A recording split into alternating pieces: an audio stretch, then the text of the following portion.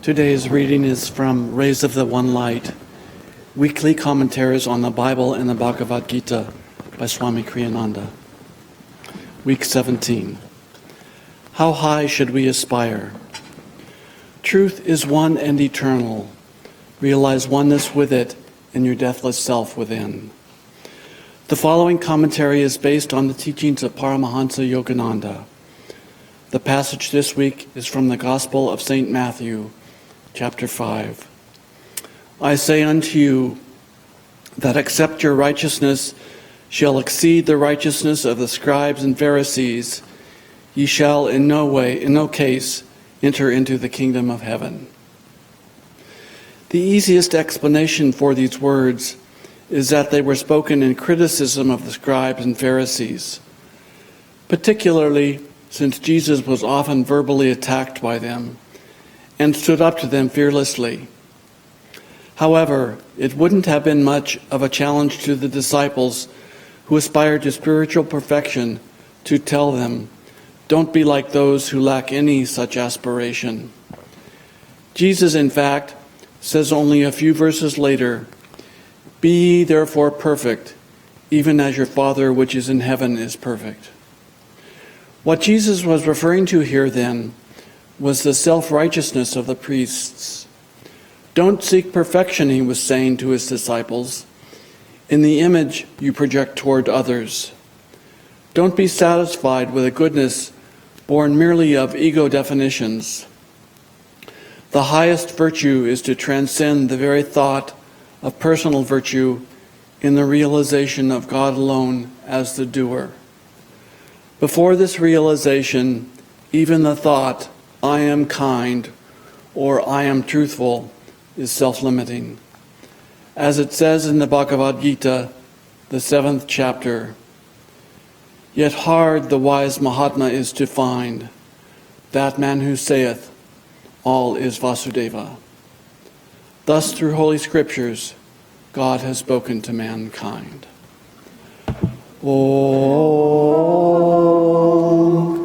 Om, Om.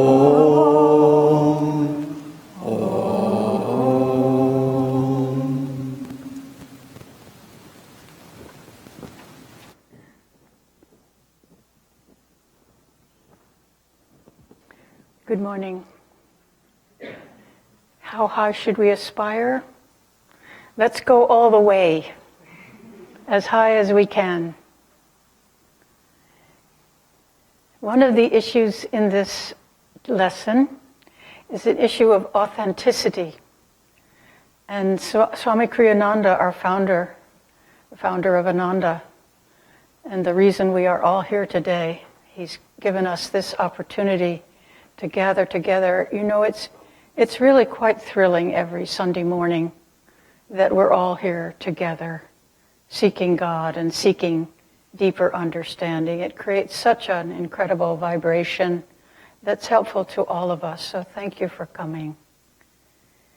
Swamiji was once asked to come to a meeting of people. I think it probably was a panel discussion on communities, and different leaders who had written books on the subject were invited. And as it turned out, Swamiji had put together a book, but he had also put together community.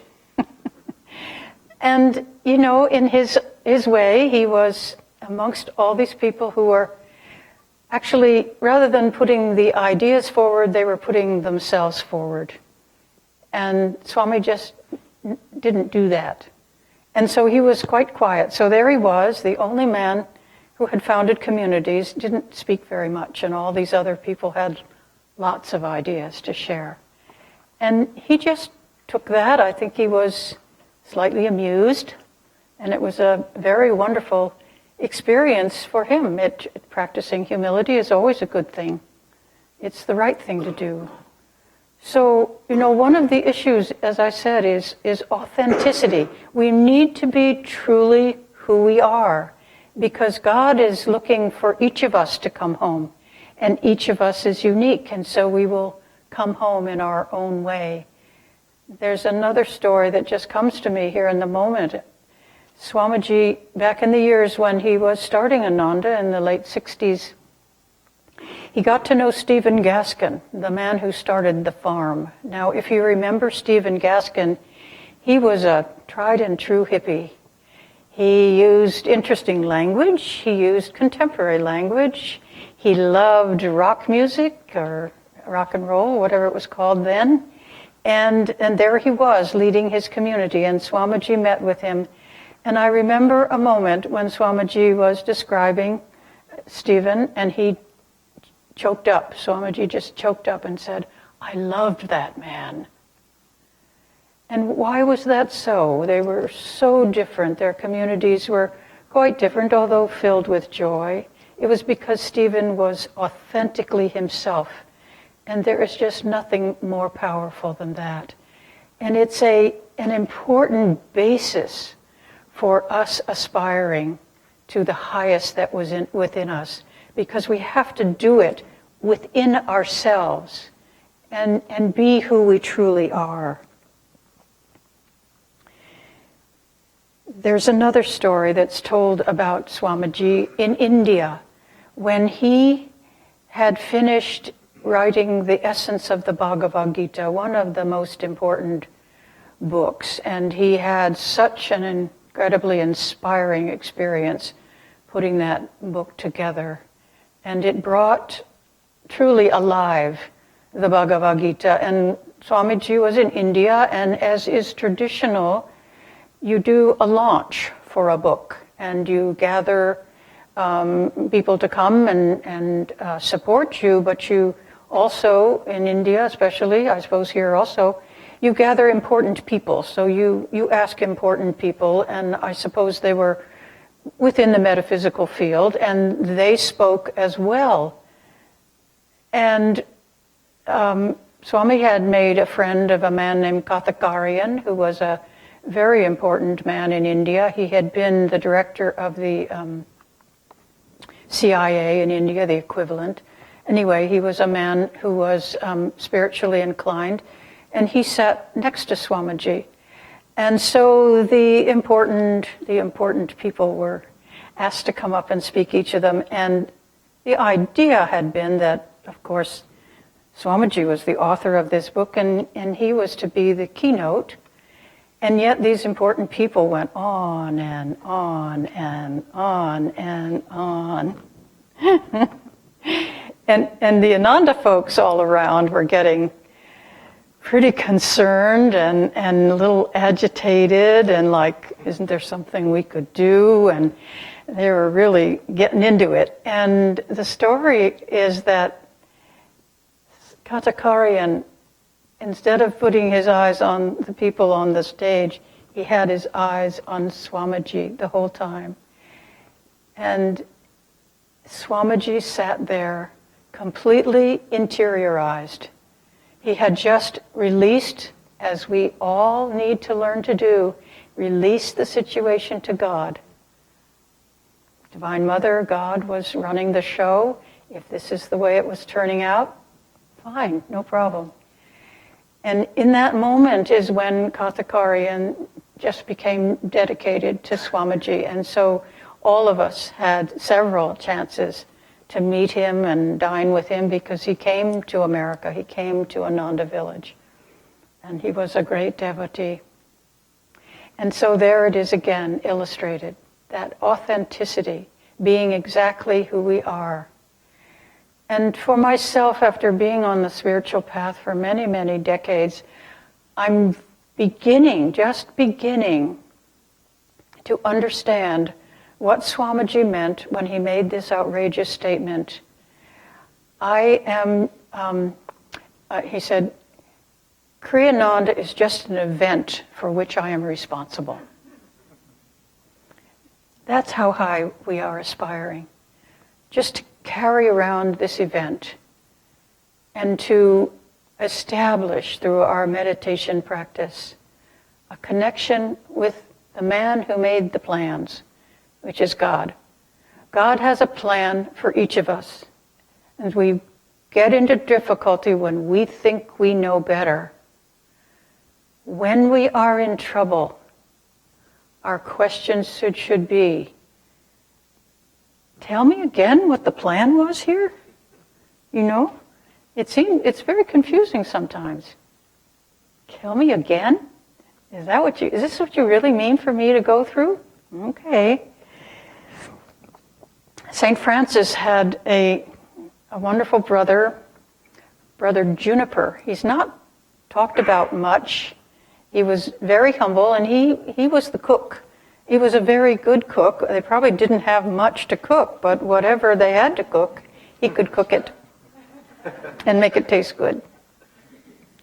So the story goes that a superior, and Brother Juniper, I couldn't find a whole lot about him, but the essence of it is kind of that he had a kind of a little quirky personality. He was just kind of his own self and very joyful. And one day a superior chastised him. I mean, really called him down and yelled, you know. It's got pretty vocal chastisement there. I mean, it was pretty harsh. And Brother Juniper just went about his business, accepted that, went about his business, and he woke up quite early in the morning. And his first concern was for the vocal cords of the superior. He thought, wow, you know, he must really be suffering because he really let it out, So Brother Juniper went down to the kitchen and he fixed his best bowl of porridge. And he made it really special so it would be soothing to the throat. So he knocks on the door, and this was probably around 4 a.m. or so. He knocks on the door of his superior, and he has a candle in one hand and the porridge in the other. And the superior's like really cranky. What the heck are you doing here? And he said, well, sir, I just felt that your throat might need a little help after yesterday, and wouldn't you like this porridge? You know, a little bit goofy at 4 in the morning. The superior said, give me a break. No, go away. And Brother Juniper was just so settled in himself, so completely himself. He said, well, I hate to waste this. Would you hold the candle while I eat the porridge?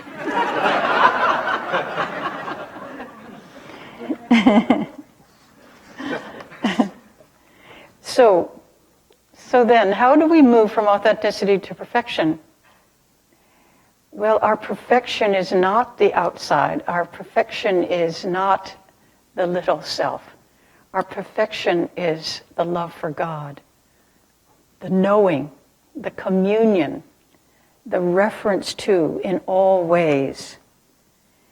So what we need to do now is change how we define ourselves. And for so many incarnations, we define ourselves by our imperfections. But we need to change that. We need to define ourselves by our aspirations, what it is we're wishing for.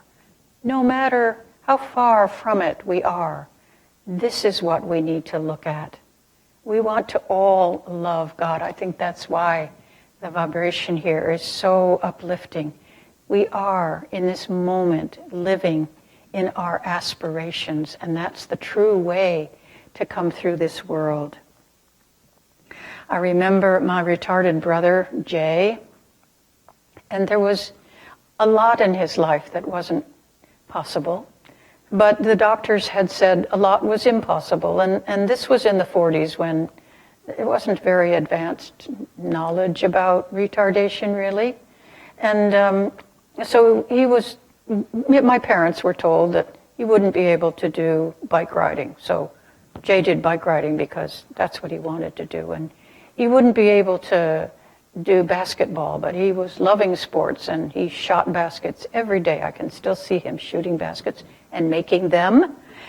And so he was living in his aspirations. Well, one of his aspirations was to own a bright yellow VW Bug. And I hope when he comes back next time that he can have that. And he knew of God, and he knew so much about love and friendship. There's an interesting cartoon that shows a bird in a cage, and his little feet are holding on to the bars for dear life. And then the cartoon image steps back, and you see that those are the only two bars in the cage. And that's us. That's us.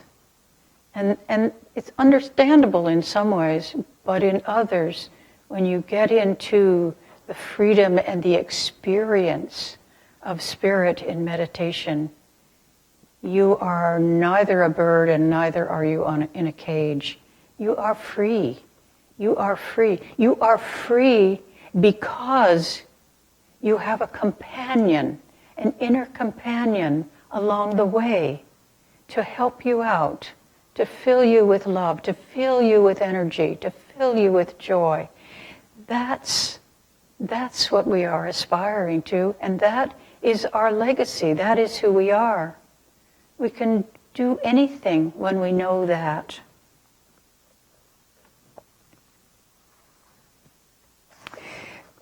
Bharat, Joseph Cornell, who's the author of the books Sharing Nature with Children, and he has traveled a lot in this country and a lot around the world.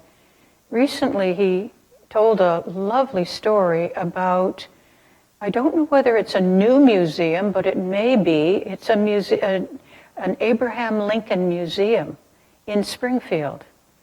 And the creators of that museum, maybe they've added on to something that was already in place, probably is the idea there, but they have created this skinny little hallway that's relatively dark, and you have been in a museum seeing a lot about what went on in his time and his administration, and of course it was the Civil War, and so he had quite a challenging presidency, and so you get that whole background, and then you go through this little tunnel, and in this tunnel, what they've set up is all kinds of voices are talking to you.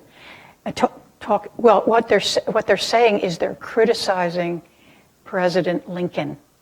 They're telling him all the ways in which he's not doing it right and how he should be delivering this war and what's wrong with what he's decided. And all these criticisms are coming down on you.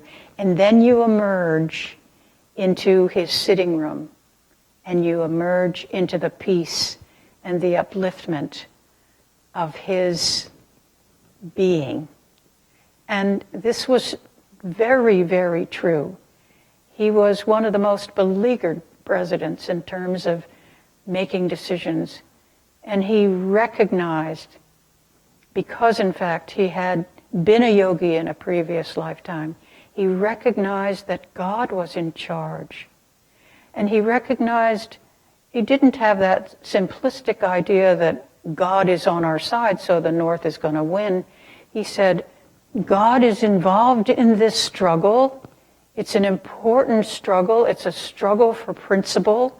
I must deal with it. But God may have a totally different agenda here, and I have to keep tuning in. And that is what he did. And that is why he came to such a victory. He always had that companionship inside.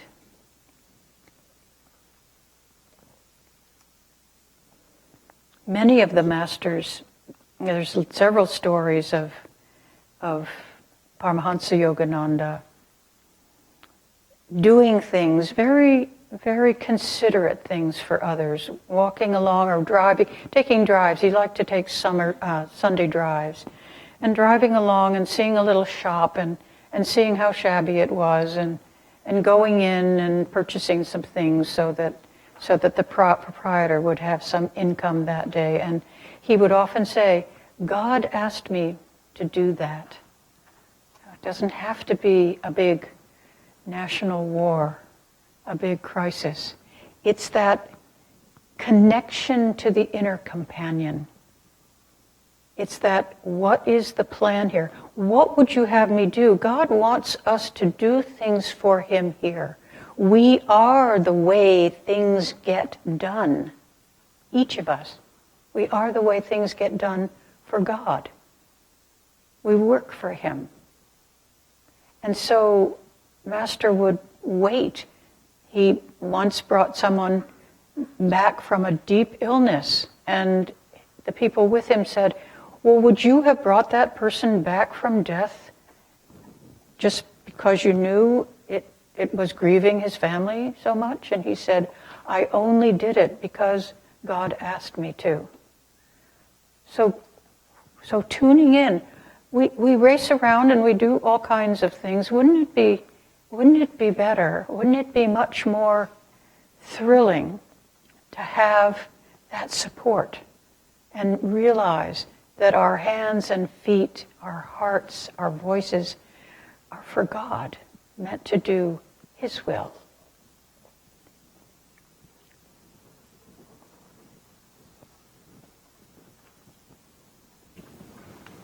Let's listen to these words from Whispers from Eternity that Jamuna selected. Universal prayer in the cosmic temple. With a myriad of living thoughts of devotion, I have built for thee a temple of awakened silence. I have brought the multicolored lamps of wisdom from all valid faiths. They shine with the luster of thy one truth. The commingled incense of human cravings for thy love soars up in spirals from the incense bowls of our hearts. Thy sacred presence shines on altars everywhere. All prayers of all temples, tabernacles, churches, mosques, and viharas are chanting to thee in the universal language of deep love. The orchestra of our combined feelings plays in harmony with the chorus of all soul songs, with the cry of all tears, with the bursting shout of all joys, and with the united anthem of all prayers. In this wall-less temple of the soul, we worship thee, our one Father. Be pleased to reveal thyself to us always. Amen, Om, Amen. Let's have a moment of silence.